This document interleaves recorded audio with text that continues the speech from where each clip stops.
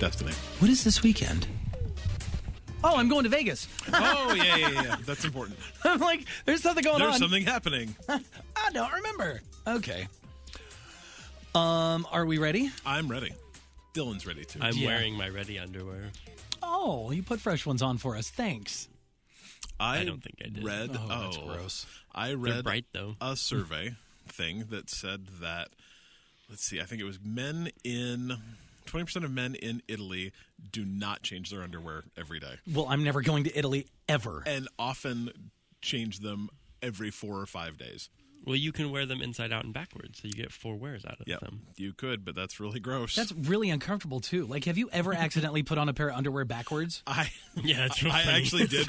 I did one My time, butt's in my front. and I was really tired. I put them on in the dark because I was getting dressed before my family was awake, and got to work. And 2 hours later, went to the bathroom. I'm like, wait, where's the fly in these? That's not how these work. Well, if you have a nice...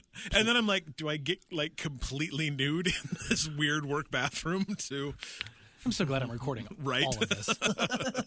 It's all good. Just Do you know what's even better? don't put it on the podcast. The first time I came in for my interview, I got home and realized I had worn my underwear inside out, right? and we hired him anyway. And then the second time, when I came back for my final round of my interview, I realized I put my underwear on inside out, but I noticed Is at it home. luck? But I noticed at home, and I was like, not gonna change it. I'm gonna kill this. So there it is. The secret to landing the job of your dreams is wearing your underwear backwards twice. If it ain't broke, don't fix it.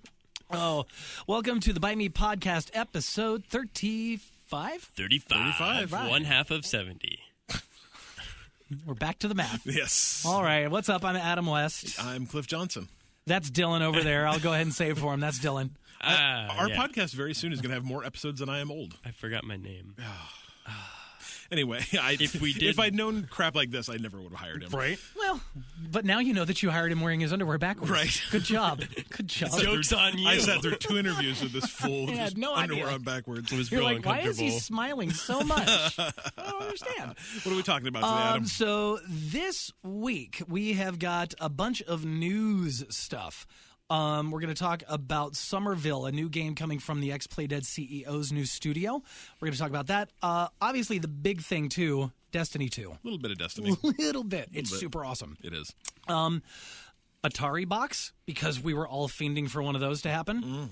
Mm-hmm. That's a thing. Nintendo Switch Online app is available, but it's not really working all that much right now. Titanfall 2 has got a new mode coming up. We'll talk about that. And Kingdom Hearts actually has a release date. Surprisingly, finally.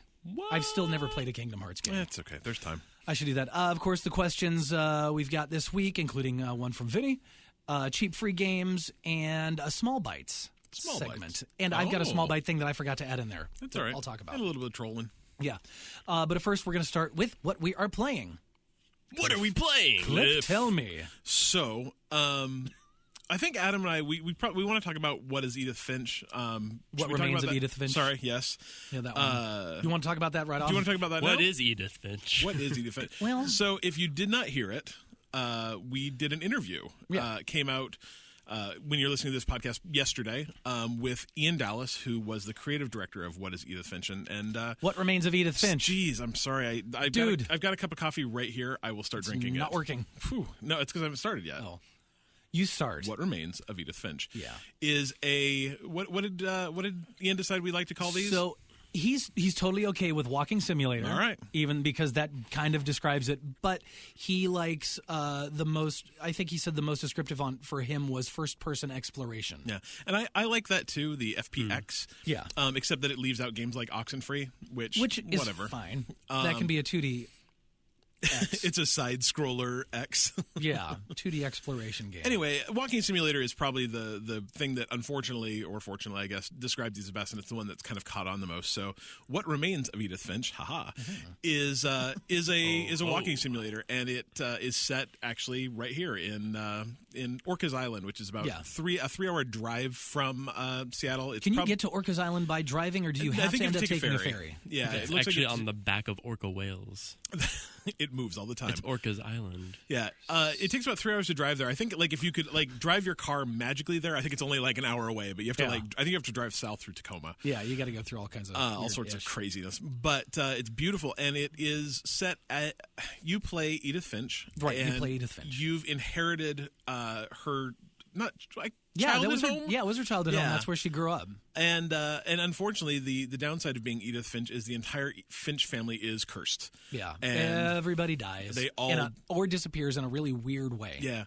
And really the story is just you walking through this house, and every room is somebody's room, and it's one of your relatives' room, and you're kind of filling out this almost like family tree of what happened to your family and their history and how you got to where you are right now. Right. And you left the house and are coming back because you've been willed this house, and it's phenomenal. It's so good. It's so good, especially the way they tell the story with the text in the world and the way that they tell each individual family member story. Because what it is her mom had some kind of a thing and went a little crazy and ended up boarding up all the rooms, but her grandmother put little peepholes in them. She put little peepholes on the doors so that you could look inside. Yeah, and so she grew up in this house only being able to look into these rooms via these little peepholes. And I'd actually like to go back to what you said about the text being in the game, because that was very, very interesting. Like, it's a design decision I've never seen made in a game before. But when I start playing games, the first thing I do, and I know you're the opposite, the first thing I do is turn on subtitles. Oh, really? Yeah, I hate subtitles. The problem for me is I usually play games pretty low in volume, and so if I don't have the subtitles on, I miss things. And plus, I've got a 10-year-old. Sometimes they're real loud.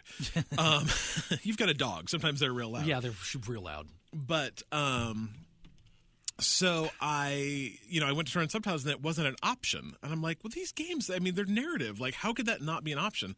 And then you start, and the first word she says just appear as text in the game, though. It's not like subtitles. They're literally a 3D object that is part of the game world, and they come out and they disappear, and sometimes you walk through them, and sometimes you collect them with a kite, and sometimes it's incredible. It's so smart, and I mean, just everything about this game, there was nothing I didn't like about it. Yeah, I loved this game, and I even said in the podcast that I did with Ian that this, of all the games in this genre, that one's my favorite. Yeah. Just because it was so, like, I loved Gone Home. Don't get me wrong. I loved it, but it was kind of disjointed because there was no one way to kind of do it. You could get lost in Gone Home. Yeah, you get lost in that. You can get lost-ish in... I like Everybody's Gone to the Rapture because even though you get lost in the world itself, you're not lost with the story because there's not a linear story that's being told. And it's very similar to Edith Finch, where you go to a part of this town where there's an energy thing floating around that's a memory or a ghost of somebody that was there, and you play through their story. And then once you've played that, you go to the next area and you play through this person's story. Yeah. And it's really similar in that respect. Yeah, I don't know. I think it's, and I know you and I feel differently on this. I think I still liked Firewatch more than this, but Edith Finch was so good. Like, I think the thing is like Firewatch. The only reason I will say that Edith Finch is a better game. Like, it is perfect. But Firewatch hit me in the feels more. So, really? Yeah. Really? Yeah. Yeah. Huh. Because there were a couple of scenes in Edith Finch where, like, I got to the end of that. And I mean, it's not a secret. Everybody in this game, that the stories that she's going through, everybody's dead. Pretty much, yeah. So, I can't remember which one it was, but there was one that just gutted me. Yeah. I think it was the one with, is it Lewis? Yes, I think so. In the factory? Yeah. Oh, gee, but that was such a good story. Oh, it was so good, but that just... Yeah. That last scene in there, I went, what? Right? Oh, yeah. Man. No, I agree, but the very end of the game. Yeah. Oh, right. Yeah. Not the ending I was really expecting, but I wasn't surprised. Good. I guess, but it's still good. Same. Either way, good. Like, Edith Finch is so good. It's a 2-hour game, maybe. Yeah. And if you really, really, really wanted to look through everything, and there's so much to look at, this game is packed. Like, it's almost. Like, cluttered's the wrong word because it doesn't make you feel like claustrophobic like clutter does. Right, it feels very lived in. It feels like and it's like Ian said that the designer for the rooms spent 2 years designing bedrooms. Yeah. because he wanted each of them to feel like this is when you walk into the room, you get a sense of who this person was and how their life was being lived. There's so many details. So if you really, really, really went slow and like looked at everything, you could maybe spend 3 hours in the game. But it's it's a 2-hour game and it costs $20 and it's worth every penny. If you see it on sale, pick it up. Yeah. And if you don't, still pay the $20 for it. And it's totally worth it. And the reason we're actually talking about it is yesterday it actually came out on the Xbox One. So now you can get it on Xbox One, PS4, and PC. And it's very worth it. So check that out. Besides Edith Finch, though, the other thing I've been doing is playing a bunch of Oculus Rift because I got one and it's real fun. Actually, I haven't actually got mine yet. I was going to say, you got your dad's. Yeah, my dad bought one at the same time. He's like, I'm real busy this weekend. You want to have mine? I'm like, yes. I'll take it. And what do you think? It's Impressions? amazing. Yeah? Oh my god! I spent a half hour just like screwing around on Google Earth, like that's my house, and there's the house I grew up in, and there's the house I lived in Michigan, and there's the house, just dumb, stupid stuff. And I played that. The intro game is just tons of fun. Like it's just like how you get it set up. There's like this little robot that you interact with, and it 3D prints a gun. You can go pew pew pew in this gun, and it makes little rockets you can shoot, and it's real fun. And I also played a little bit of Lucky's Quest, or maybe it's Lucky's Tale. I wrote down Lucky's Quest, but I think it's Lucky's Tale. Grab Lucky's Tail. Yeah, but it's like a little platformer game that's super fun, and so it's interesting because you're not actually playing it like first person. It's actually like almost happening in front of you. Oh, it's kind of like the Playroom VR game. I haven't actually done those yet, but yeah. And you play in the Playroom VR one. There's this one game where you're kind of like almost like this omnipotent being looking down on stuff, controlling somebody through the world. Yeah, and this was almost more like if you were playing Mario and you were in the same world as Mario and you were controlling Mario, but you were just, 5 feet away from him. Yeah. And it's really funny. That's the only one that makes me like it doesn't make me motion sick, but every once in a while the camera will move or Lucky will move and I just kind of go like, whoa. Yeah. Like it's not enough that I can't play it, but it's enough that like I notice it. It's like, you've ridden a roller coaster before. I know how that VR thing feels, and like you're talking about it, and I'm seeing it in my head, and I'm getting that weird cold sweat feel. Yeah, it's strange, but man, these things are on sale, I think, for another. I seemed like Oculus said they were going to be like on sale for 6 weeks, and they went on sale about a week ago. I think they're on sale till like the middle of August. That's what I want to say. And like, if you can scrounge up $400 and have a PC that'll run an Oculus, which is not every PC can do it. You have to have a pretty decent gaming PC. Totally worth it. And if you've got a PSVR, like spend $400 and get a PSVR because there's not a ton of games for it out right now, but it is an experience that. Did you say PSVR? Yeah. Wait, so get a PSVR or get an Oculus Rift? Both. Like get VR. Like VR is so cool. You know what I mean? Like there's just no other experience like that. And I've thought that from the very, very, very first time I tried one. It's actually, incredible. Right now, if you get the Oculus Rift comes in $100 less than the PSVR full package because if you just get the PSVR headset, you still need it's $400. You still need the Move controllers. You still need the camera. And like if you just get the full kit, it's $500. Still. Yeah. So the Oculus actually, the kind of cool thing about the Oculus too, that it doesn't make it any cheaper, but it maybe provides more value. Is you do get the touch controllers for $400. You do get the Room VR stuff, which is the little camera things, but you also get a free Xbox controller. Like that's the default controller for the Oculus. So they literally just throw in an Xbox controller. It's like $50 worth of Xbox controller that just comes free in the package. So does anybody want to buy a PSVR? Oh yeah, got one for sale. Just saying. It's fun. It's real fun. So that's what I've been doing. I've also been playing The Witcher. I told Dylan today, like every day I sit down at my computer and I'm like, I'm going to play something new, so I have something new to talk about on it. And then every time I'm like, oh, but hey, look, The Witcher's right there. It's just pulled me in so hard. The like loop of get a quest, do a quest, get a quest, do a quest is just. It pulls me so hard, and I love everything about it. It's so pretty, and it's just amazing. So, can't say enough good things about The Witcher 3. Cool. Dylan, what are you playing? I actually played some, since I moved, I had a box of my games, so I finally busted out some of my physical discs and started popping them in the consoles instead of... Like, oh, this is how this works. Yeah. But I went back to Sunset Overdrive, which is a game I'd played a little bit when it came out. And I forgot how much I enjoyed that game. Sunset Overdrive, I think, actually is probably the perfect answer to Vinnie's question today. Yeah, for sure. But wacky game, kind of Saints Row-like, but even in a wackier universe, maybe. But it's like Tony Hawk's Pro Skater meets Ratchet and Clank. Yep. And it's great, but why I mostly want to talk about this is I didn't progress through the story very far, I guess, when I first played it, but one of the missions you have to put together a rock band, and you get the drummer and bass player, and then it's like, well, I need a guitar player now.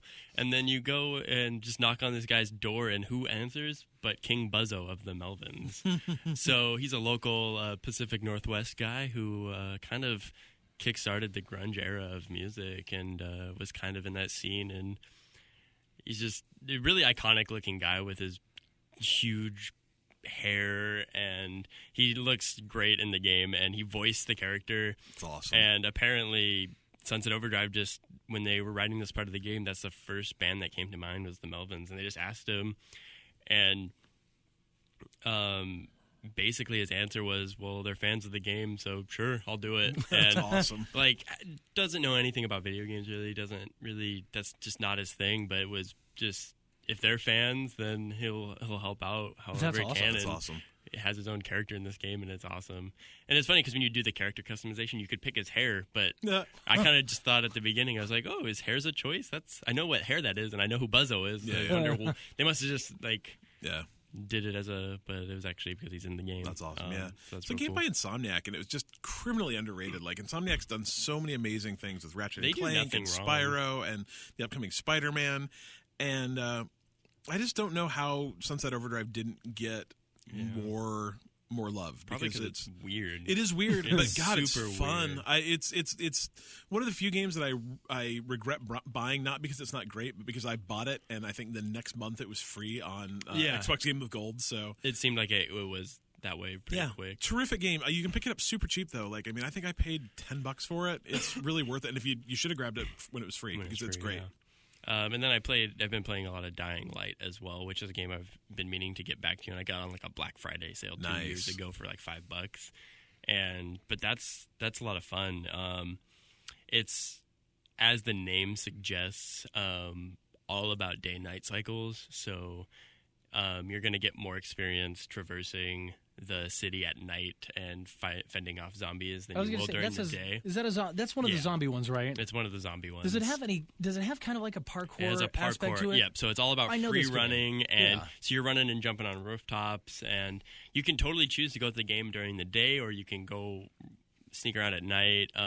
There's not a lot of incentive to just fight zombies. It's not easy early on. Your weapons break, like Zelda. Wait, what? But you can repair them. Oh. They don't just disappear. They don't just give you a new one like they do in Zelda? No, they just disappear. And so that's pretty fun though. But I kind of like cool. I kind of like that. It's more you kind of just run around, and the parkour feels a little weird sometimes, but just because it looks like you might be able to scale this wall a little easier or make some of these jumps, and sometimes it can get a little hard, but it's a lot of fun to run that way, and it's kind of part of the game. They're like your runners, which is kind of silly, but I don't know if that would be my interest in an apocalypse, but maybe it would. Hang out on the roof. It's cool getting to like chase down supply drops before other bandits come and snag them. So the way it ties those kind of things into the story is pretty fun. Nice. And then I played a lot of Splatoon 2 during the test splat. Nice. How was that? Saturday. I really meant to get on for that, and I just ended up at IKEA. You know how it goes. It's a lot of fun. I don't know if there was an option to choose other weapons or if you just randomly got selected with weapons, but I only ever got to use one weapon. And everyone else was running around with like the paint rollers and the little mini splatters or whatever they were called.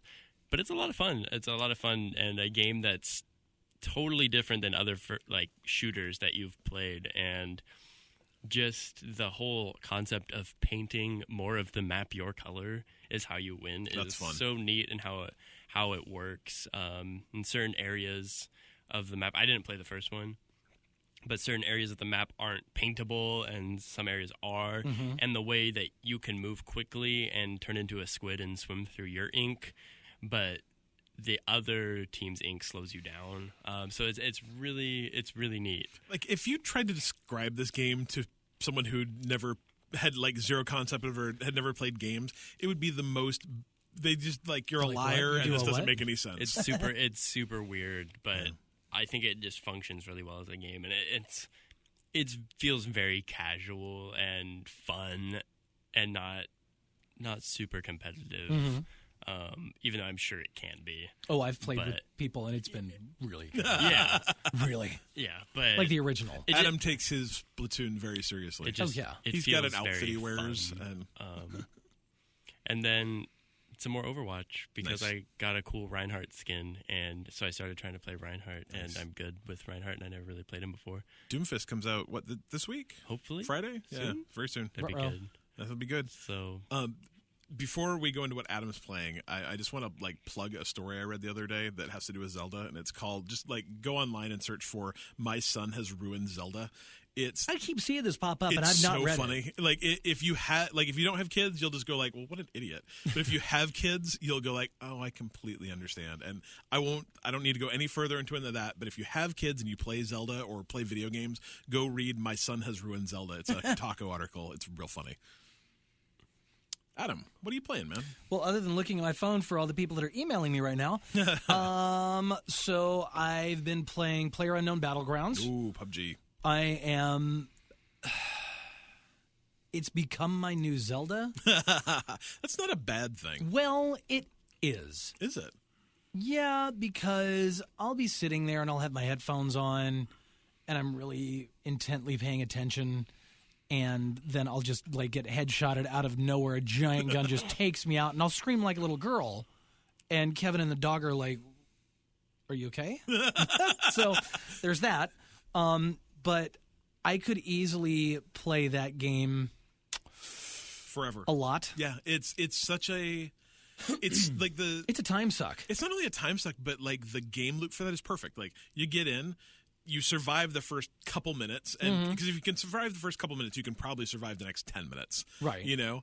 And then it's 10 minutes, or maybe it's 20 minutes, like, you know, depending on what you do. And then you die, and you're like, okay, let's do it again. Right. Like, it's just a perfect. I think my average time right now is roughly 15 to 20 minutes around, or I think the And longest I'm I've not that lasted is good. 30. Mine's probably more like 10, but Yeah. But I mean, there's no, like, you get killed, and you're like, oh, crap. And then you're like, 25, I let's can't do it again. Yeah. You know? It's great.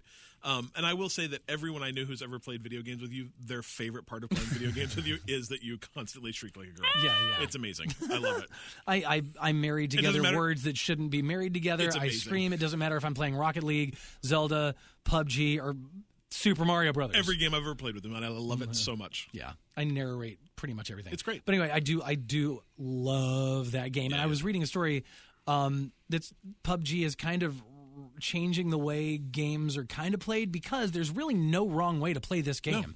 If you want to camp out and be a dick and just sit there in a house and wait for somebody to walk in and blow them away when they walk in, that's a perfectly good strategy to use. If you want to, my thing is I jump in the game, I grab as much crap as I can, and then I am constantly on the move. Yep. I mean, I'm going to say 90% of the games I play, I don't kill anybody, but I manage to end up in top 10. Yeah, that's So, great. Yeah, we need to works. hop on and squad that up. It'll be fun. Yeah. So I've been playing that N++. Oh, isn't that fun? That game, I can't get enough of that game. I wish there was it's so a way to cool. play N++ mobile. Like, 'cause I don't think it would work. I think Yeah. because you kind of need a controller for it, but it would be the perfect, just like, I got 5 minutes. I want to kill in line while I'm waiting at the whatever. It's such a fun game. Yep, that's fun. I started playing Metro Last Light Redux, whatever it is. Redux, that thing. Those are pretty. That's a pretty game. Especially considering it came out quite a few years ago. Yeah, I want to say that this one was released 2014. Yeah. And I had no idea what I was missing, especially in the first-person shooter world, because I never played a lot. That game is gorgeous, and it's easy to get into, and it's not brutally difficult. Yeah, I don't know. I love that game. So there's that. I forgot to say, I've been playing a bunch of Shovel Knight too, and that game is not easy and is kind of brutally difficult. Or maybe I'm just bad at it. Could go either way. That's very Mega Man-y. Yeah, very Mega Man. Like, and I didn't realize that until I started the second level. I'm like, oh, it's just another boss I have to kill. This is just Mega Man. Yeah, it's real fun. Cool, sweet. So that's what we have been playing. It's good. Yeah. Before we get into news, though, a little bit of housekeeping. Just a reminder. Housekeeping. Housekeeping. Cliff just laughed and burned his face with his coffee. I literally just almost spit coffee all over Adam. Well, I'm glad you didn't, because your computer's in between us. I know, right? That would have been bad.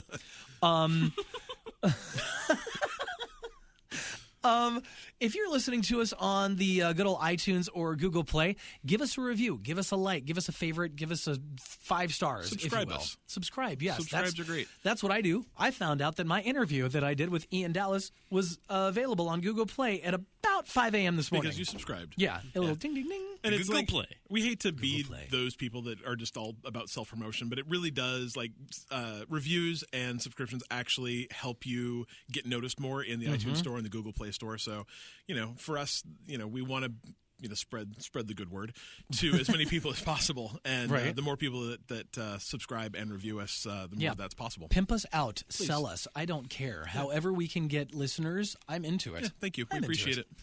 All Yell right. louder. Yell louder? Yeah. Okay. They'll listen. Up next? News. News. Thank you.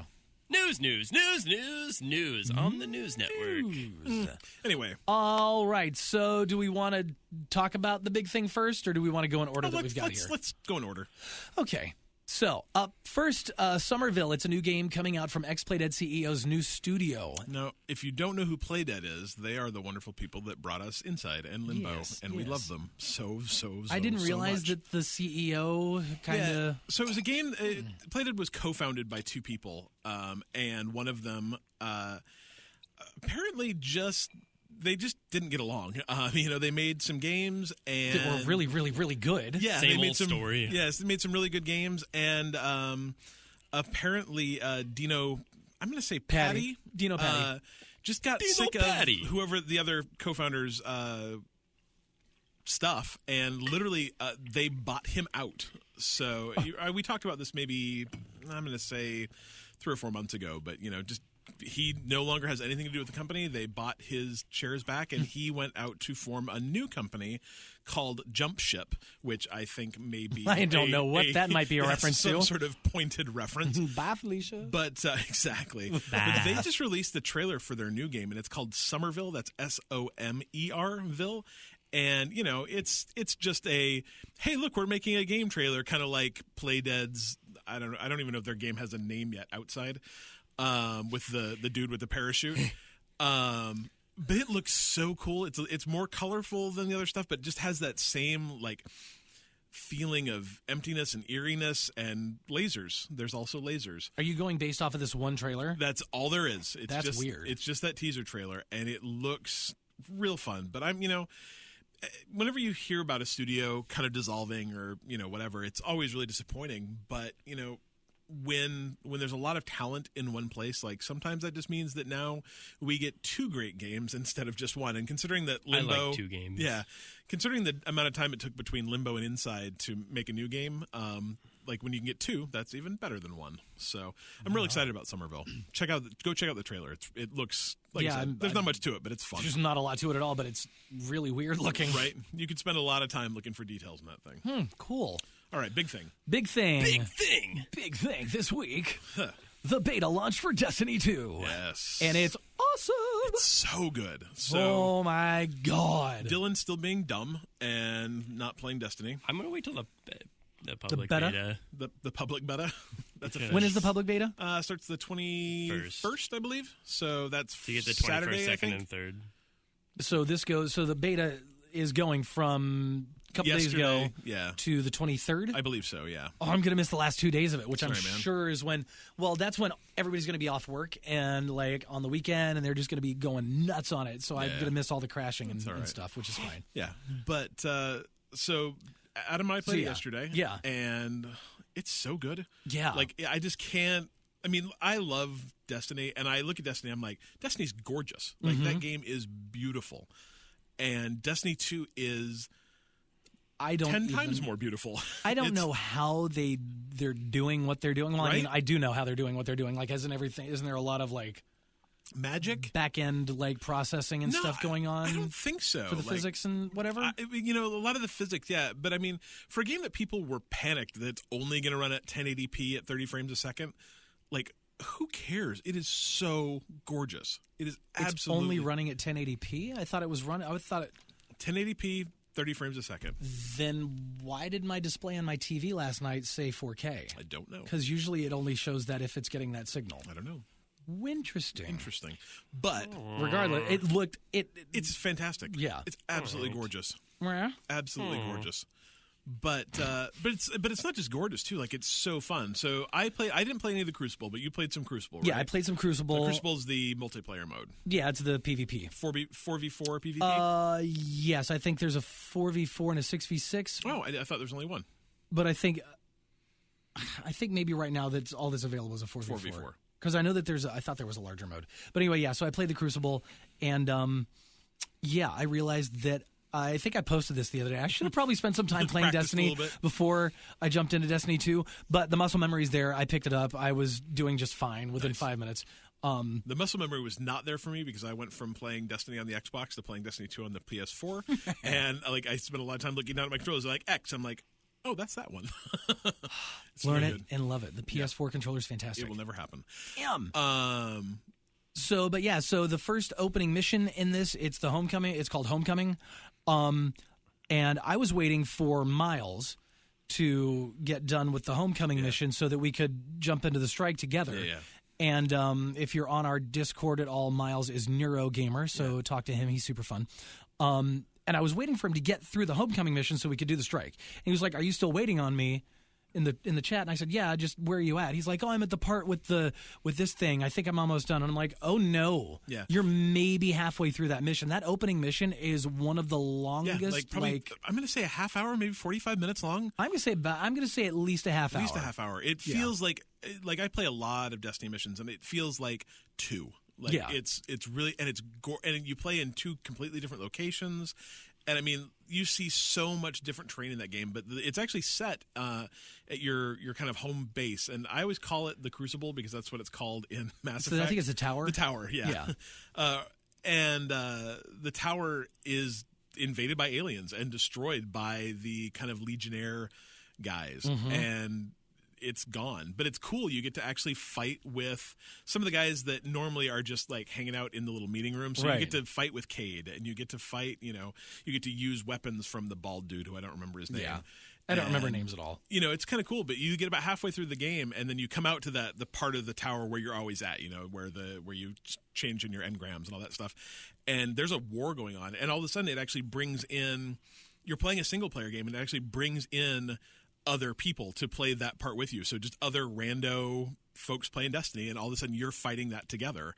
And did you not notice that? I didn't. I thought that was just a bunch of random Bots. NPCs. Nope, that were. Those are actually other players. Really? Yeah. So that's why they had names. Oh, yeah. I missed that part. You have to, and it's not long. You're in there for maybe 5 minutes. Maybe 4 or 5 minutes. But those are actually other people, and then you go on your way, and they go on their way, and you complete the missions. And interesting. It's fun. You don't have a lot of options. You're a level 20 player with 200 light, and probably 5 minutes in, they're like, "Hey, go up to this weapons rack and choose your weapon." And depending on what class you are, you'll get what class did you play as? Titan. Yeah. So when I play as a hunter, so I got this awesome I don't know what they call them. Hand cannon? The hand cannon one. So, 5 or 6 shots, and it's awesome. It rips through people. I love mine. So, and then my super is this awesome, very Jedi lightsaber, two-handed kind of thing. And I can do these awesome ground pounds with it. It's real cool. Nice. Yeah. And the Titan has he shoots. You get like a shield. Oh, cool. Thing. And then you can do these severe punches. Nice. Yeah, which is how I ended up taking down some of the energy off the health off the stupid thing in the strike that they let you do. The strike is awesome. The strike is amazing, and it's gorgeous, and it is hard. It's brutal. It's brutal. When you get to the boss at the end of that, we played that. I think we went through it probably 4 or 5 times. Yeah. And by the 4th time, I was like, I need to go to bed, so let's see. And then we finally got it. Yeah, and I played it with just a rando, pulled, and it's like a 2 or 3 player strike, and it just pulled one guy in. I'm like, okay, we got this. And like the level itself wasn't super hard, but it was hard. And then we got to the end boss. Yeah, the boss can got him down to probably like 10 or 15% of his health, and he wiped both of us. And I'm like, okay, let's do this again. And the other guy's like, nope, and like left. I'm like, I'm not going to do this by myself. So yeah, it's amazing, though. There's nothing to this, and I'm going to probably play the single. I think I'll probably try this with each of the different classes. Because I'm curious how they work. Because I've only ever used the Titan class. I've never played anything Hunter, else. So okay. Well, maybe that'll be my mission for tonight. Yeah. I've already played through it with the one. Check it out. It's and there's still time. I mean, like I said, the open beta starts in a couple days. So on the 24th, hop in. It's not a huge download. It's 13 gigs, so it's not like it's going to take you, the rest of your life to download it. Unless you're my brother, apparently, who it took like 10 hours for it to come down for him. Well, I downloaded the install file on, Monday night, and in order for it to be installed, I needed the system update from Sony. Do make sure you have the system update, or else it crashes. My Destiny file was downloading at 5 to 10 megs a second. Yeah. The Sony update was coming down at like 500K. Someday you'll get an Xbox and realize how awful the PlayStation Network downloads are. I download at like 50 megs a second on the Xbox Network. I've got a 40 megs line. Whatever, saying. Or not 50, but you should be able to download at like 6 megs a second. And what the hell's Dylan doing? I think he's entertaining me as you describe this terrible Xbox thing. Oh no, it's so good. Okay. I think he was doing the whistling belly button thing. Oh, like the chunk? I guess. Chunks. I'm not sure what he was doing. Either way, Destiny's awesome. You should also join our clan. We have a clan. Yeah, I know. We've got Bite Me Podcast. Yeah, clan. We've got a handful of people in there too. What's our tagline? We kind of kick ass. We kind of kick ass. Yeah. Not really kick ass. Emphasis on the kind. Kinda. Yeah. Yeah, but I think we got about 8 people. It's going to be, the thing about a clan, joining a clan, is that some of these strikes, or not the strikes, the raids, you need 6 people to be able to actually do them. So, which is the reason I've never done one, because I don't have that many friends. But hop in and join our. It's just called Bite Me Podcast. I assume you can just search for it, but if not, we've posted it on our Facebook and our Twitter. And make some friends. Come hang out in our Discord with us, and then you'll have some friends to play Destiny with. Cool. Yeah, I'm going to try to play the first Destiny tonight. I'm going to put it in my Xbox. Do it. And try to. It's really good. I'll give it a try. Why don't you just get Destiny 2? You're going to play the. I'm going to play the public. He's going to play the public. There's no point in me doing it now. Yeah. Oh, okay, yeah. By the time I get my code, because of all the problems that we've been hearing about. True. So perfect. Okay. Do it though. It's good. Is anybody excited for the Ataribox? No. Why? That's not true. I'm sure there are people starring Pong. Yeah. Right. Is that it? Well, maybe E.T. But that's the reality. Is no one knows. Like they released some. These aren't actual boxes. They released renders of what a box could look like. Oh, that's not the actual box? No, those are just wow. Yeah, those are just pictures of what the box could look like. And so, they're like, but look at these ports. It also could play new games. And so they're kind of teasing that maybe it'll play some retro Atari stuff, which is great. But I don't know if you guys have played an Atari game recently. No, I've not played an Atari game in probably 30 years. That's probably for the best. I didn't know there was more than one. There's just one Atari game. Pong. Oh yeah, no, there's a bunch. No, of like I seriously, like I wouldn't really? know though. Like, yeah. Well, I'm joking a little bit, but I mean, so there's Pong, hundreds of games. There's Pitfall. Pitfall was kind of good though. Pitfall was kind of good. River Raid, I love River Raid. And there was Pole Position. Yeah, I played Hubert. I played Pole Position about 3 months ago. It's terrible. Oh yeah. It's horrible. Hubert's super fun though. But yeah, so it's kind of an interesting idea that maybe, and if they could do Atari right and say like, hey, here's 200 games, maybe. And then if I don't know what they mean by like the possibility of new things, like is Atari all of a sudden back in the console business, right?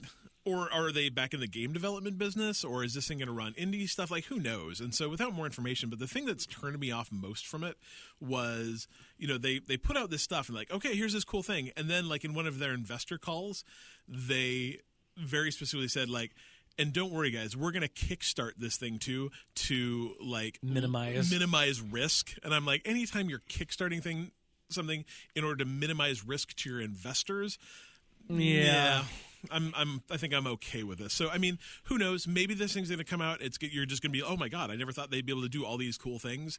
But Nope. I mean, Atari hasn't done anything super amazing since 1981. Roughly. So I mean, they had the Jaguar. They've done some development stuff, and I mean, the fact that they're still in business is probably the most impressive thing about Atari. But yeah, what exactly have they been doing? They do software development. I mean, they make games. Atari is a publisher, but good for them. Yeah, I stick to the publishing.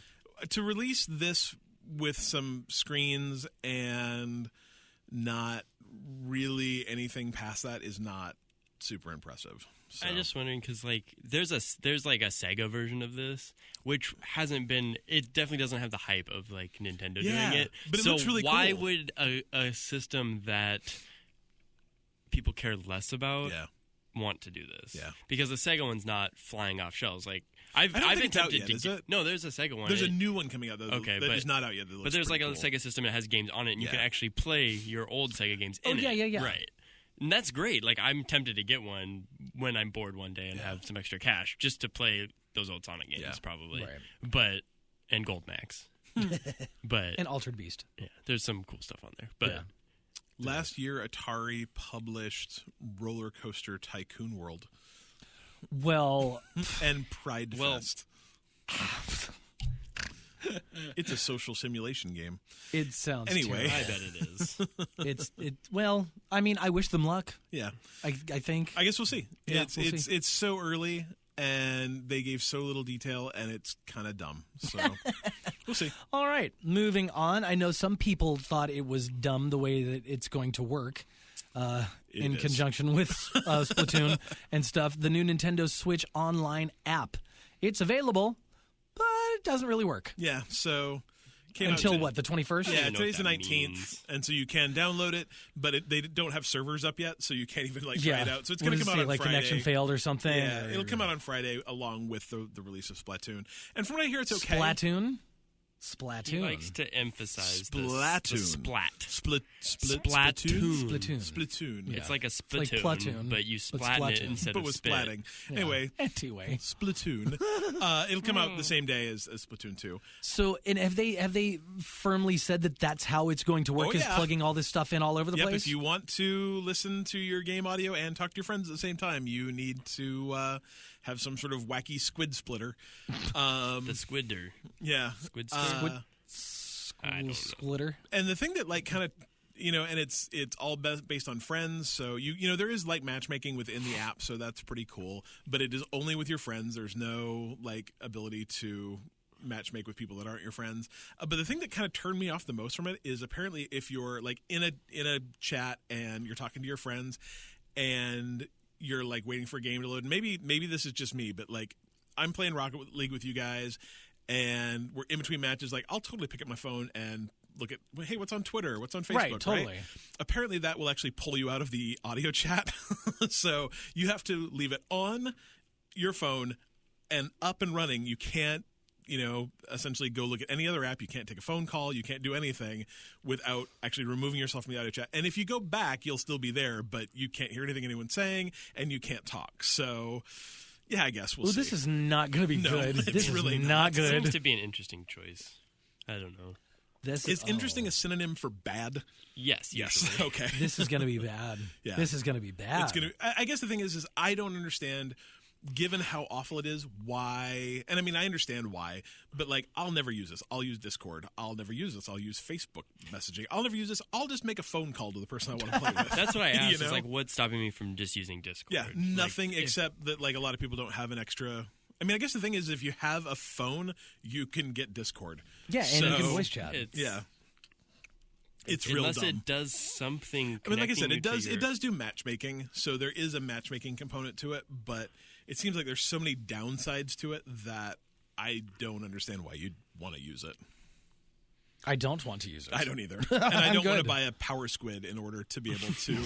I kind of do. I kind of just want the squid. I think the thing is, you've got to have squid me, baby. I play Destiny with my brother every Saturday and Sunday, and he's got a a very young child. She's like 11 months old, I think. And so he's got a baby. He's got a baby.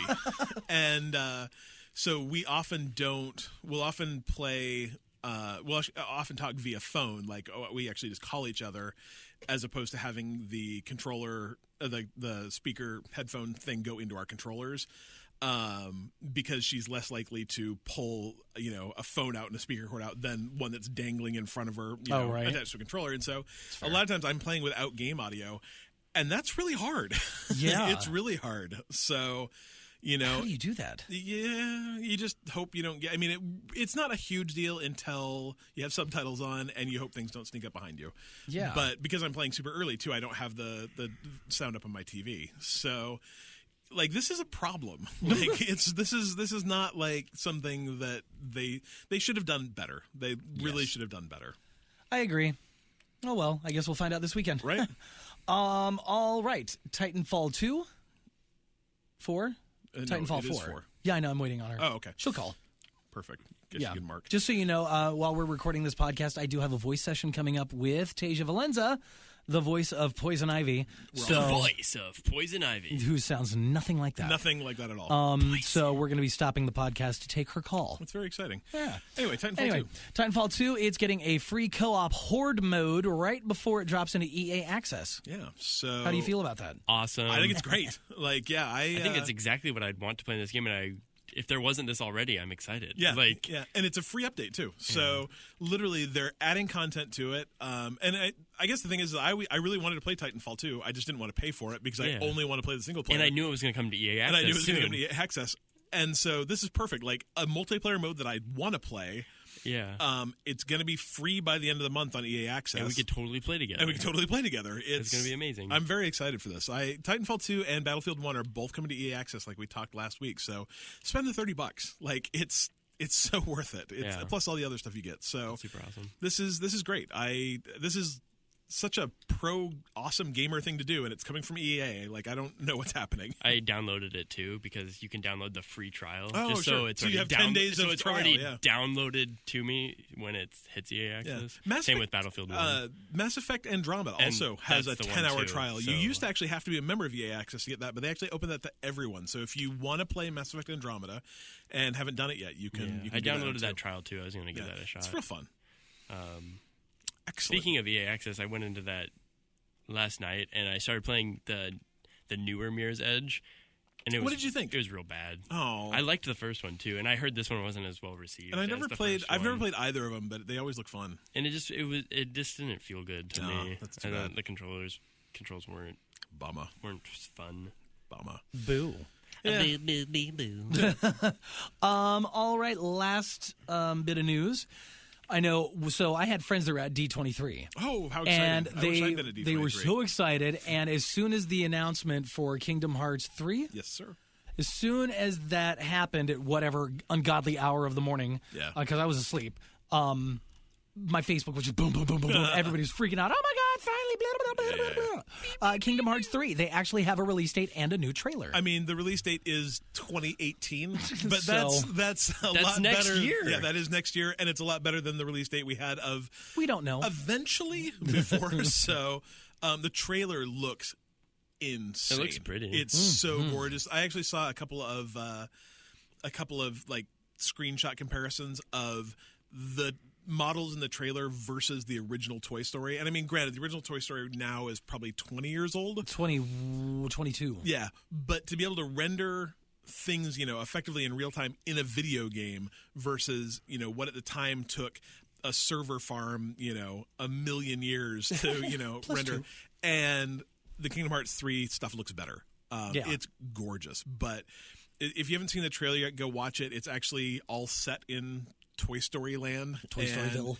Yeah, all, Sora and Goofy and Donald all are kind of Toy Storied up. Like they look and speaking like, Japanese. Yeah, and they will speak English eventually. I'm sure they will, but that was kind of funny hearing weird. Goofy and Donald like talking in Japanese. I think the funny thing is, like, Donald really doesn't sound any different. I just can't understand what he's saying. Any more than you can understand what he's saying normally. But Goofy is real weird. That was weird. Yeah, and Woody and Buzz and Rex, and all of them. Yeah, that's something people don't talk about much, though, is that the Kingdom Hearts franchise has some really top-notch voice acting. Pretty much any Disney character that's in that game is voiced by the person that voices them in the shows or the movies or the whatever. So, I mean, it's pretty well done. And then, all the non-characters are voiced by a lot of people you know. Sora's voiced by, I don't know, the guy that sees dead people. That's not Bruce Willis. Haley Joel Osment. There you go. Why do I remember this? That's why we bring He was voiced by him. Is he still voiced by him? I assume, but I don't know. I'm not sure that they've announced that yet. So, but go check out the Kingdom Hearts trailer. It's like 5 minutes long, and it's real good. Yeah, it's really good. I like it. Can I ask two questions? Yes. One, what does D23? What's the 23 in D? Jeez, is that an annual thing? Like the number ticks up every year? No, it's every 23? other. It's D23 is every other year. It's not every year. It's every other. Oh. And it. I forgot because my friend Joe is a hardcore Disney fan. And so I had am to I, ask him and I about just can't remember. Because I was like, D24 is next year? He's like, no, D23 is in 2 years. And I'm like, but you just went to D23 2 years ago. Okay, so it's always 23. Always D23. So there's a significance to the 23. Thank goodness for the internet. 23 represents 1923. Got it. The year that Walt probably drew Mickey Mouse, but the internet's not that good here. It's either drew Arrived Mickey in Mouse. California and founded what was to become the Disney Company. Okay. So there you go. Perfect. Yeah, I've always really wanted to go because I'm a huge Disney nerd, but then I saw the lines for it this year, and it looked like hell. So they got in line. I want to say they got in line around 3 a.m. for the Avengers panel. That's nothing I want to do. Yeah, they went in line too early. Let's see. Today's the 19th, so 2 days ago, and then like 14 years before that, I got in line at 3:30 to get into Disneyland for the 50th anniversary. So I understand Disney nerds. Yeah. So as someone who is learning to appreciate Disney more and more, I've always been a fan of the movies and stuff, but now I've kind of embraced Disney more. I went to Disney World for the first time. Mm-hmm. Kingdom Hearts 3 looks fun. And now there is the first two Kingdom Hearts. They're remastered on PS4. Yep. They're on sale currently on Amazon. I'm thinking about ordering them. Is this a game that I'm going to enjoy, even if they're old? Like, is it worth picking up and playing before? We talked about this a little bit the other day, but I think it's a good topic for anyone listening out there that might want to try these games. Since the game's not coming out till next year sometime, which I'm going to guess probably late. Yeah. Either summer or well after. I'm guessing fall, winter, but yeah. I think since you've got the time between now and then to do it, I'm planning on doing it because all my friends are super hyper nerds about it. Yeah. And every time the conversation devolves into Kingdom Hearts talk, I'm like, I don't know what you're talking about. Well, and I think that the answer to that question is like a couple fold. Like, first of all, so there's 3 like titles released in the series on modern systems. And so if you buy this combo pack, and that comes with Kingdom Hearts 1.5 and Kingdom Hearts 2.5, but there's also a Kingdom Hearts 2.8. Mm-hmm. Yeah. And I think between those 3 releases, that's 7 or 8 games. Because Kingdom Hearts 1.5 is Kingdom Hearts 1 plus Chain of Memories plus kind of like a movie thing you can watch. And Kingdom Hearts 2.5 is Kingdom Hearts 2 plus like another game plus another movie thing, and then 2.8 I think it's a new game plus a movie thing you can watch. And like the movie things aren't short, like it's an hour and a half worth of, I mean, essentially what they did is there's this game that we can't port to a current system, so we took all the cutscenes and redid them so you can get the story of those games. So there's a lot of content, and like Kingdom Hearts is not a short game. It took me probably 70 hours to beat it. 70? Yeah. And so, if you get these 7 games, like, start playing now because it may take you that long. I have not played the PS4 versions. I have the PS3 version, so the remastered 1.5s. I don't think they did much between that and the PS4 version, though. I don't know if they're any different, honestly. They play great. They're super fun. They're really enjoyable, especially if you like Disney stuff, but they play like a game that's 15 years old. Gotcha. Like, the controls are just weird. And kind of janky. Like, there's a lot of, like, those quests where you're like, hey, you've got to race me to get, from here over to there. And you're like, okay. And then you lose 40 times in a row, not because you're bad, but because the controls. Yeah, you jumped and nothing happened and you fell into a pit. So, but the story's great. They're all super fun. They're very weird. They do definitely have that kind of wacky Final Fantasy Japanese feel to them, but very enjoyable. That was my only gripe with when I watched the trailer. It was the trailer I watched was in Japanese. Yeah, I think that's there. Yeah, I was like, I don't want to play this. I will say something for both games too, both 1 and 2, is you have to get past the first 5 hours of both of them before it starts being fun. The first one, you start out on this weird island that literally is just there to teach you how to do stuff and let you learn who the different characters are, and it lasts 3, 4, 5 hours. And the second one, I think you start on a train, I want to say, or in a city, I think before you get anywhere that is even vaguely Disney related. So there's definitely a curve on both those. Super fun. All right. Well, that's that for all the news. Yeah. Any other news? Yes, that's news. All right. We're done with the news, so it's time to move on to our questions. Hey, yo, Vinnie, where you at? What's cooking, brother? What was that last word? Was that bra? Brother. Brother? I don't even know what he's doing. What you anymore. asking me? Are you going to read the question? Where'd the Italian go to college, Adam? Where'd he go? University. What's the matter you? That's terrible. Anyway, that might have been racist too. I'm not sure. Oh man, I'm Italian. Oh, that makes it okay. Right? Oh, okay, gotcha. That's how that works. I didn't know. Pretty not. Vinny's question just a sliver. Vinny's question is, what is your favorite obscure game of all time?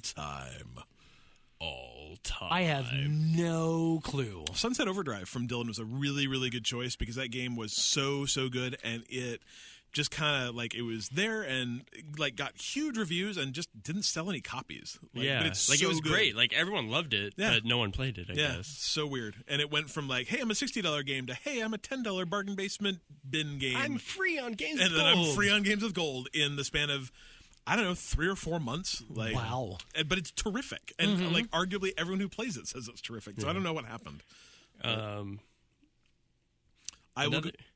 Do you got one? Yeah. Again, I always go back to Bouncers on the Sega. The game where you're a basketball and you try to get in the hoop. It's amazing. This game is amazing. We all need to schedule a Saturday and just do an 8-hour live stream of all the dumb games that we all love. You can do that. We can do the Muppet one. I need to get this game. I'm going to contact which one? The Muppet. Oh, Muppet Party fighting Cruise? game or whatever. Muppet Party Cruise. That's amazing. Where you're a basketball. It's great. It's just 2 basketballs and you try to jump into the hoop. You bounce off each other. I love it. It's all about bouncing. It's good. It's great. Yeah, I think I'm actually going to pull out one that I've actually talked about before, but I cannot say how much this game was one of the games that probably got me into role-playing, and I think it's not role-playing games. They're very, very different things. Yes. Not on our show. They can overlap. The Venn diagram does. Yes. Right? Yeah. There's an I in the middle. But role-playing games is Crystalis. It was a Nintendo game that made by SNK, and I think it just got kind of, it's very much a cult classic now, but didn't sell super well when it came out. But man, I've played that game at least once to completion, and probably another 5 or 6 times just playing it. It's one of my brother's favorite games too, and it's gorgeous, and it held up really well. I've played it recently on emulators, and it still looks great. A lot of Nintendo games do not hold up very well, and this still looks fantastic, and it's not perfect, and there was a lot of weird getting lost and a lot of backtracking and that kind of stuff, but it is such a great game that I think was probably just overshadowed by the Final Fantasies and the Dragon Warriors and the Lynx and the whatever to be a little bit obscure, but it's so good. If you have an emulator and you're into old school turn-based RPGs, that's a great game to pick up. It's really fun. That's fun. Yeah, I like it. I don't have a favorite obscure game. I honestly, every game that I think of, I'm like, nope, everybody knows Adam's that game. not a hipster. I think the problem with obscurity these days is obscure games with the internet aren't obscure anymore. When you were a kid and you were playing Nintendo or Super Nintendo games, there were obscure games, but even those games aren't really obscure anymore. Yeah. Even games like Earthbound, which was very, very obscure at the time, you can download that from the internet in 10 seconds now and be playing it on a Raspberry Pi. It's going to come out on the SNES Mini, Right. And so games that had this kind of cult status, people play because there's forums full of people saying, "Oh my God, did you ever play this game?" I mean, right. like I said, Crystalis is a game that I think me and my brother were the only person that had ever heard of it. But then, my brother posted about it on our Facebook page the other day, and I think Miles, Miles "Oh my God, I love that game." I forgot about that. It's the power of the internet, and just being able to find a bunch of other gamers who you can connect with means that obscurity is hard to come by these days. I guess I'm going to keep there's a niche for everything these days. Yeah, and the game that I keep going back to as far as like my favorite game on the regular Nintendo, the NES, was that game Metal Storm. Yep. That I'm pretty sure nobody I've talked to has ever heard of that game or ever seen that game. But I remember playing that game as a kid and thinking it was just incredible. Yeah, yeah. So that would have to be mine. But again, I don't know of any games that I can think of. Yeah, I don't know. It's just changed. I don't know if this is the most obscure game ever, but it was my favorite superhero game until probably the Batman Arkham Superman games. 64? On the PlayStation 2, nobody ever. On the PlayStation 2 Xbox era was The Punisher. Oh, nice. I never played it. It was an M-rated game, and it was on brutal. the Nintendo? No, on Xbox. Oh, Xbox. And PlayStation PS2. 2. I miss what you're saying. This game was awesome. To me, it's kind of obscure because it is like kind of a superhero game, but it was M-rated, third-person action game, third-person shooter. You could the kills were just insanely just gruesome. Like you'd be at the zoo level and you could stick the guys' heads to interrogate them through the animal cages, and a rhino would come and just demolish their face. That is the level of intensity this game was, but it was so that character though, and this game was really well done. And I am a big Punisher fan, so this game was cool. It's good stuff, man. Well, there you go, Vinny. Thanks for that. Hey, Vinny. There you go. Kevin thanks us in advance for answering his question. Kevin's a nice guy. Kevin is super, super nice guy, super awesome guy. We're going to play Destiny this weekend, me and Kevin. You did? We're going to. Yeah, hopefully tonight we can all get in. He asks, if you could have a video game themed restaurant, what game would you pick? Oh. Right? Oh, my goodness. It's such a great question. Oh. And the answer is all of them. Any of them. Yeah.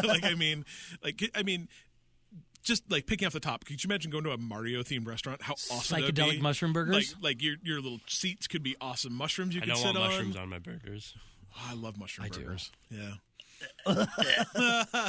But as you can see by the picture hanging here, these are not typical mushrooms.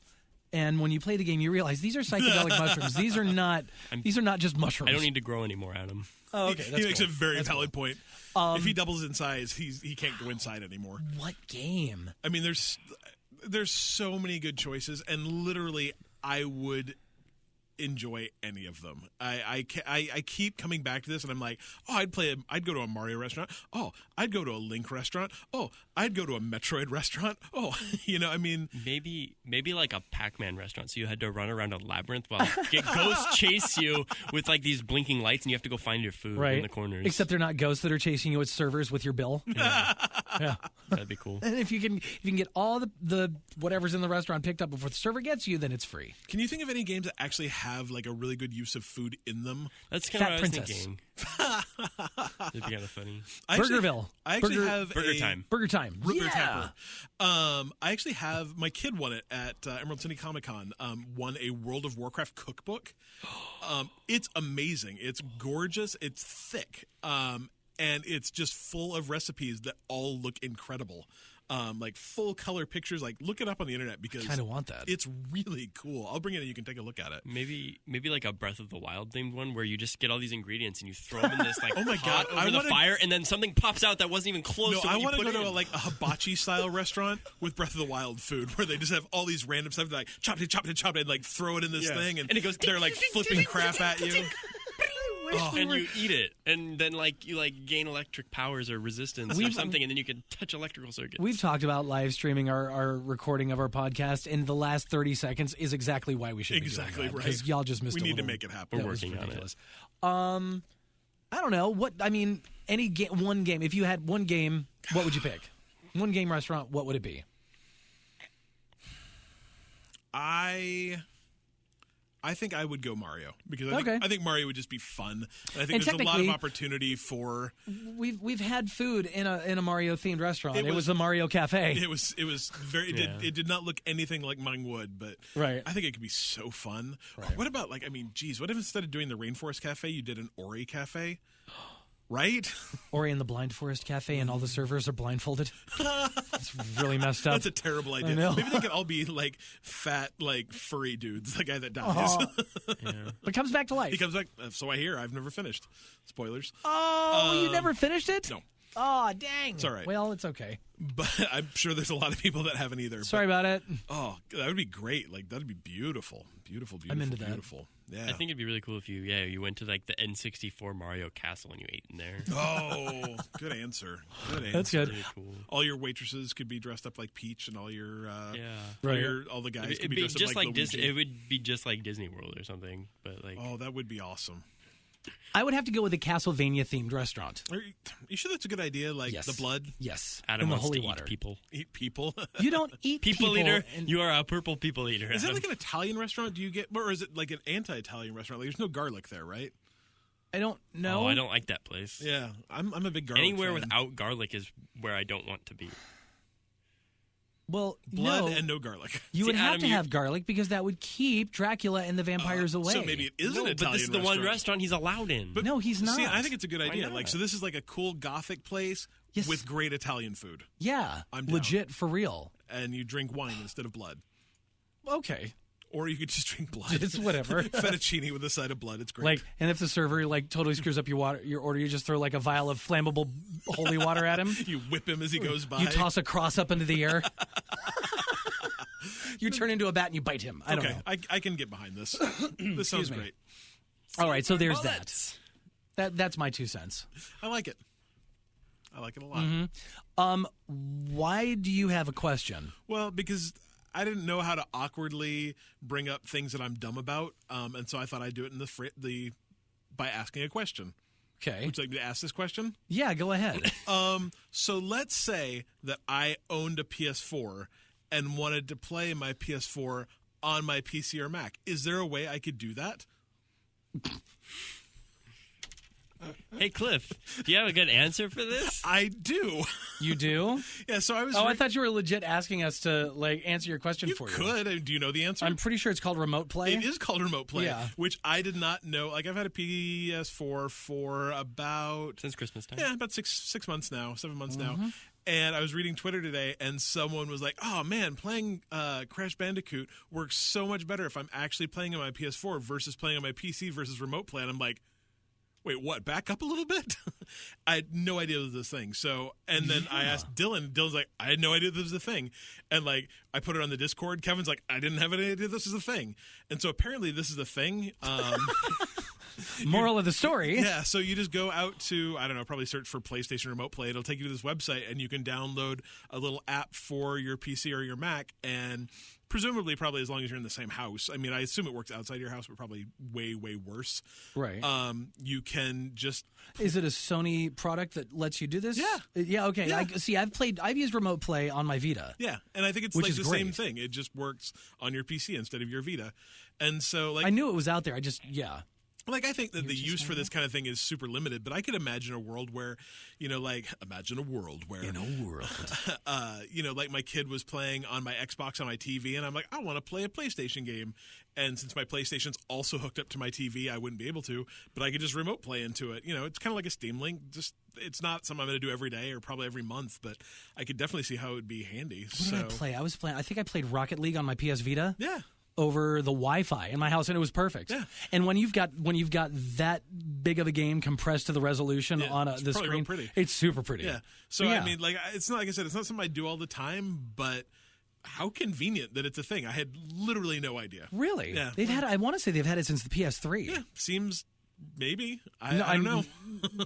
Okay. Either Yeah. way, if you have a PS4 and you have a PC or a Mac, go for it. And you don't even need much of a Mac. Like, my MacBook Air will run it. So, Welcome to the land of PlayStation. I know, right?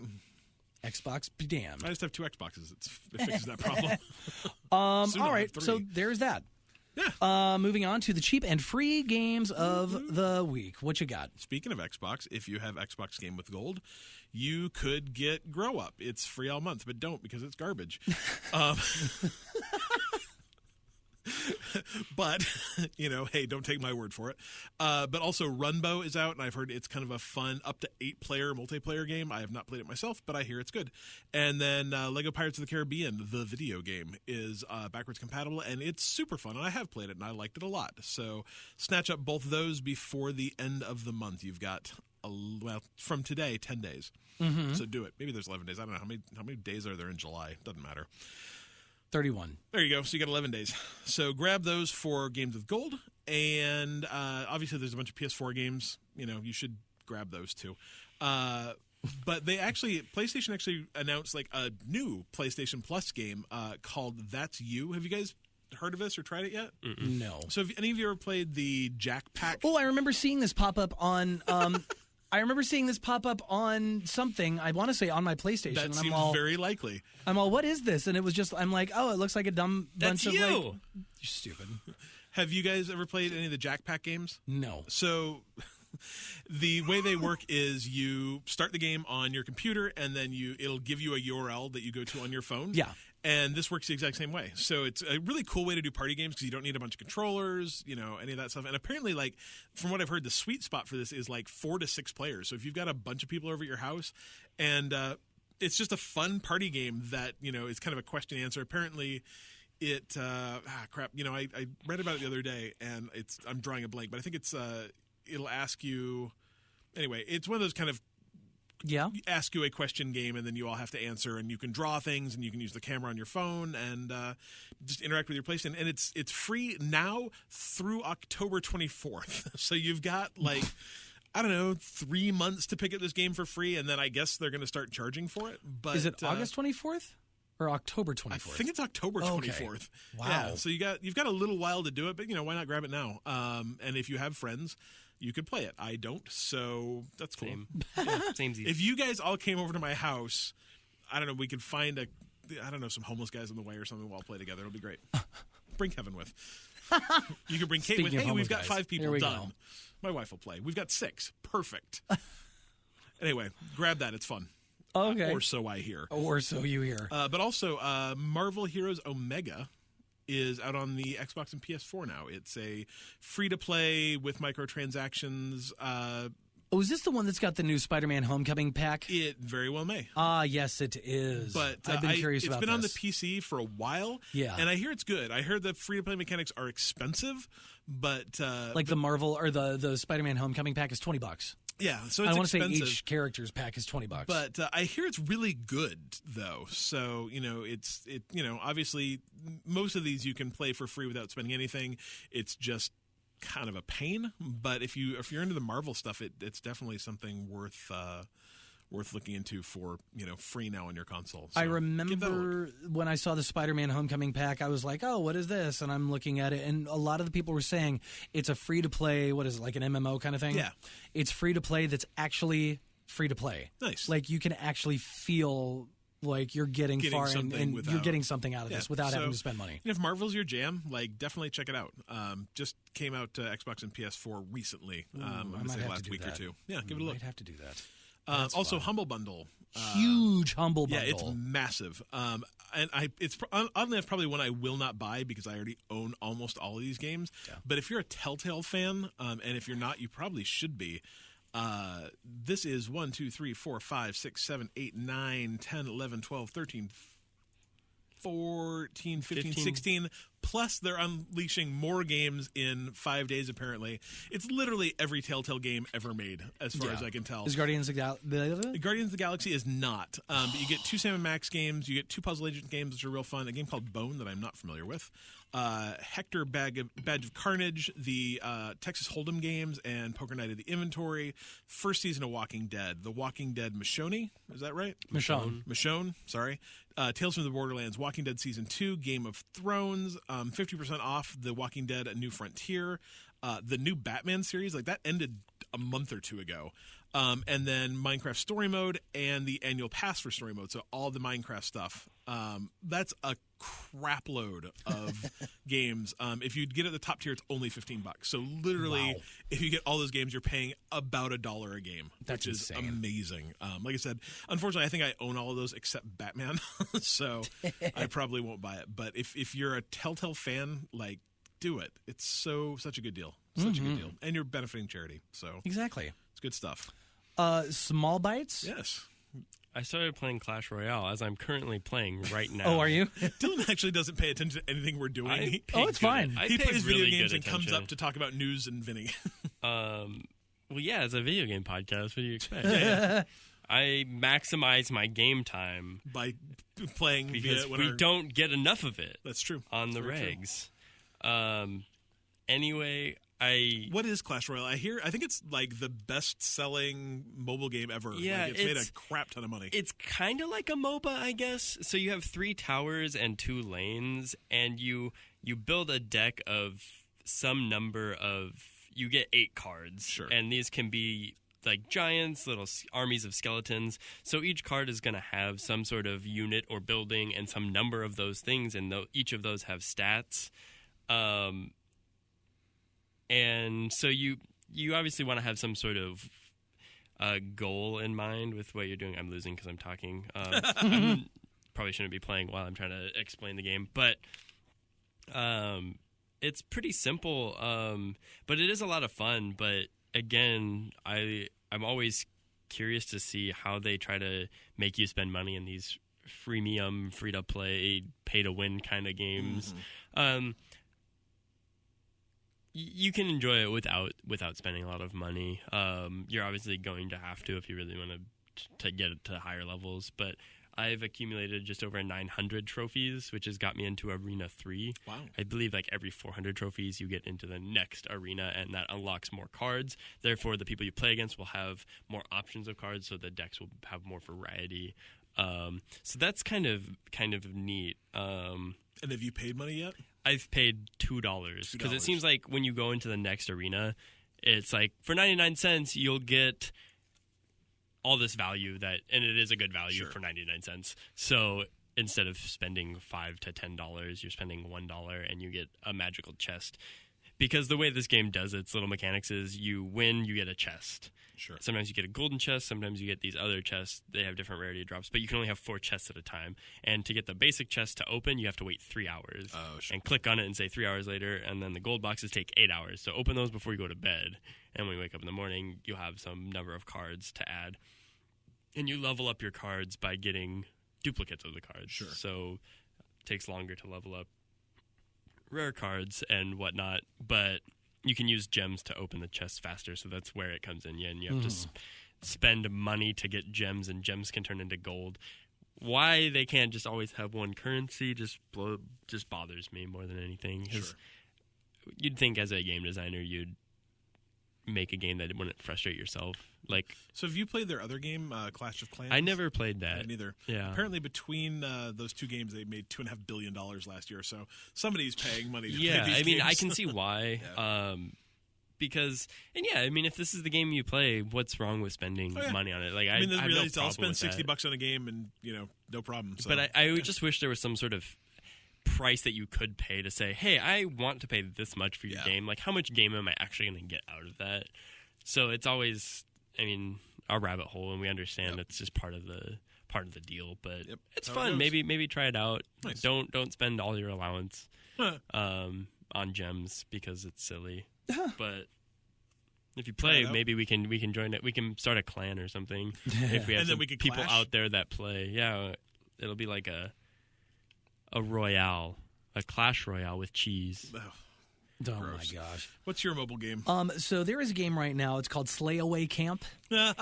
It's by the people who did Bejeweled and Peggle. It's not from PopCap Games though.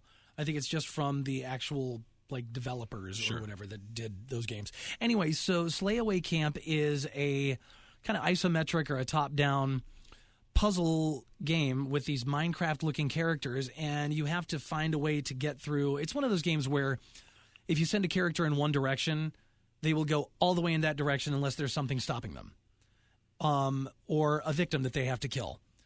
And in this game's case, anyway, it's really cute. Yeah, it's $2.99, and it sold me when it said from the creators of Peggle and Bejeweled, because Peggle is one of my favorites.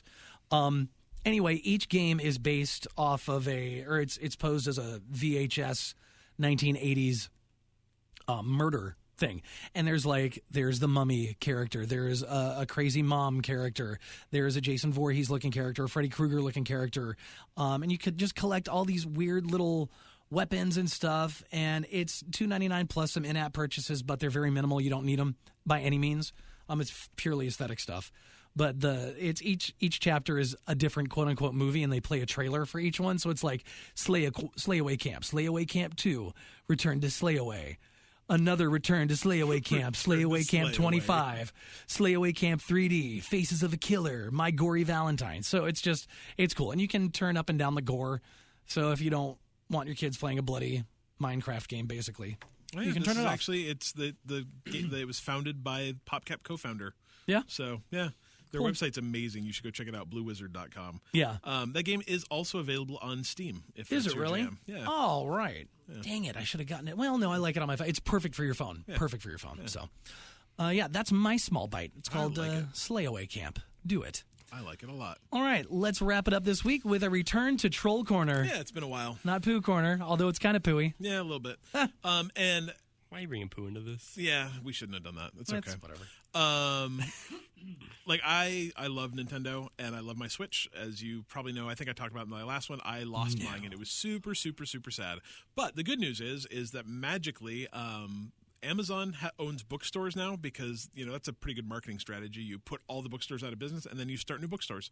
It's up in Seattle, and it's gorgeous. It's a beautiful, beautiful, beautiful bookstore. Isn't that where you got your Nintendo Classic? And that's where Dylan got his Nintendo Classic, and that's if where all else fails, just go to an Amazon brick and mortar store, right? and your lives will change. Yeah, that's where I was able to get my new Switch, and I paid retail for it, and it made me very happy. I lost it. I didn't have one for like 5 days. It was crazy. Did you ever get it back? No.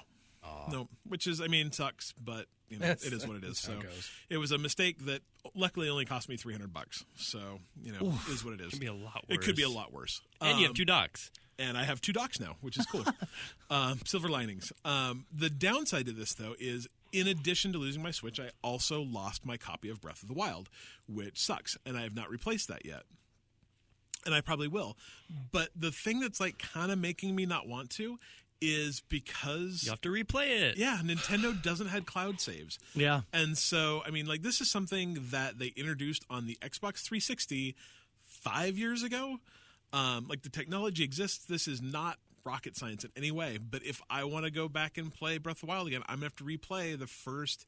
And I'm not far, luckily, I guess, but I'm still going to probably have to replay 8 hours of playtime to get back to where I was. Do you really want to, though? Because it's not really your jam. That's kind of what I'm thinking. I think I might actually take that $60 and buy a Pro controller instead.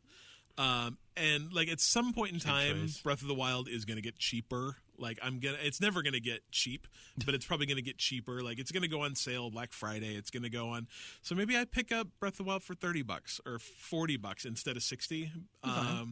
But the saddest part about it is while we were on vacation, I was watching my kid play my Switch a bunch, and I was like, I really want to get back into Breath of the Wild. Maybe it's time to play that game again. I'm going to get a Pro controller, and I'm going to play some Breath of the Wild, and then now I don't own it anymore. And if I want to buy it again, I'm going to have to go through. Not that the plateau is boring, but I've already done it. That's the thing I hate most in games is games that force you to replay things over and over and over again. So doing that without any payoff, because I already know all the secrets to what they reveal. I already kind of know everything is. I'll know how to beat everything, and so it's going to go fast. But I don't want to do it again. And if they had just had cloud saves, I wouldn't have to. And so that's my troll corner. Nintendo, get cloud saves and get rid of your stupid octopus. You have to think it's got to be coming. Squidbert. I'm sure it is, but I bet you it's not coming until next year when the online service is up. Yeah. That's what I'm saying. That's it's way coming. too long. Yeah. Way too long. Oh, well, let's try to save stuff to my Dropbox or something. Yeah, it's right there, and we know it's not that much data to have a save game file. But even if it is, I mean, like data, like storage is so cheap nowadays. I mean, like you sign up for a Gmail account, they're like, here, have 15 gigs. Like, I don't, it's not that hard. True. I mean, I guess maybe it is that hard. I have no idea. Like maybe their infrastructure makes it really, really hard. But figure that crap out, or at least I don't even think you can back them up to an SD card, can you? Well, I don't know. I know it's got an SD card slot. Right, but I don't. That's for game installation. I'm not even stuff. sure I can actually save my games to an SD card. Like if I'd done that before I went on vacation, could I have kept it on a little SD card? I don't know. Maybe. Either way, that's not. It's just not easy enough. It should just happen. It really should just happen. So, I agree. Anyway, still love Thanks, you, Nintendo. Still love you. All right. So is that it? That's it. Oh. Follow us on the social medias. Social medias. Exactly. Bite Me Podcast, BYTE Me Podcast. Yes. Facebook, Twitter, YouTube. Join our Discord channel because it's fun and there's lots of really cool people in there like me. And Twitch. And Twitch. And Mixer? Mixer. Yeah, I think I'm mixering more than I'm twitching these days. I actually mixered probably an hour and a half of Destiny 2 yesterday. So I don't know if it worked, but I did it. So I'm gonna start doing this. Yeah, I think Mixer actually is going to become a big thing that we start doing pretty soon. I don't know. I really, really, really, really want to find a way to actually do this podcast on Mixer so people can watch us live. We need to get cameras. That's all that's holding us back. And I'm working on it. Probably audio gear. Well, if we all have a laptop with a camera. Yeah, we'll figure it out. Yeah. We'll figure it out. There's a solution. Dylan's got some stuff going. I've been too. working on it, so yeah. So maybe we'll see. Follow us on Mixer. Things could happen. So you're gonna be able to look at me picking my nose, going, "Oh my God, will Cliff shut up?" And you can see me picking Adam's nose. It'll be great. On the flip side, you'll be able to see all the crazy shit that Dylan does. Like he's it's crazy. You'll have like your own little GIF machine every week. I need a little. What are those things called? Where I can press the button. Yeah. And make sound effects. Sampler. Yeah. But my dad always said, you can pick your nose, but you can't pick your friend's nose. And you're going to prove him wrong. Yeah. Excellent. You can pick your friends and you can pick your nose, but you can't pick your friend's nose. Thank you. I'm probably as old as your dad, which is why I know that phrase. You're not. Anyway, follow us online all over the place. And thanks for coming. Yeah, holla. But don't follow me in real life, please. Oh, maybe that's what I'll start doing. Okay. Bye-bye now. Bite me. Louder. Bite me.